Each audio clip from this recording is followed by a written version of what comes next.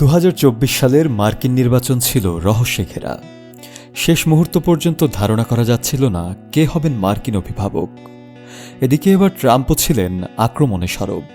Biden সহ হ্যারিসের নানা কাজের বিবরণ তুলে ধরা থেকে শুরু করে নানাভাবেই করেছেন কঠোর সমালোচনা। নির্বাচনের পরেও বাইডেন প্রশাসনের ভুল ত্রুটি নিয়ে একাধিকবার আলোচনা করেছেন ডোনাল্ড ট্রাম্প। বলা চলে বাইডেন ট্রাম্পের মধ্যে একরকম সাপে নেউলে সম্পর্ক দেখে আসছে বিশ্ববাসী।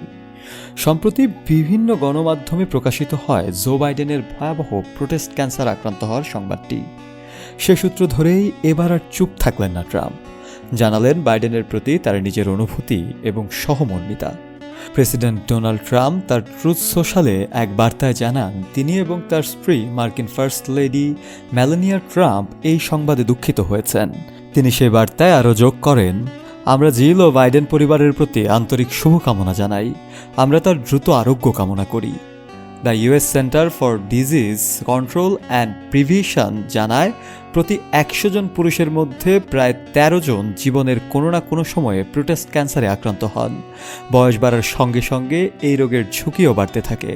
আমেরিকান ক্যান্সার সোসাইটির প্রধান বৈজ্ঞানিক কর্মকর্তা ডক্টর উইলিয়াম ডাহুড বিবিসিকে দেয়া এক সাক্ষাৎকারে বলেন, বাইডেনের ক্যান্সার সম্পর্কে যে তথ্য প্রকাশিত হয়েছে তা থেকে বোঝা যায় এটি একটি বেশ আগ্রাসী প্রকৃতির ক্যান্সার।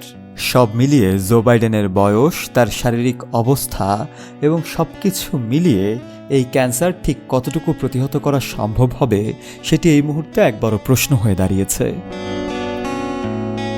শফিউল মাওলা, কালের কণ্ঠ।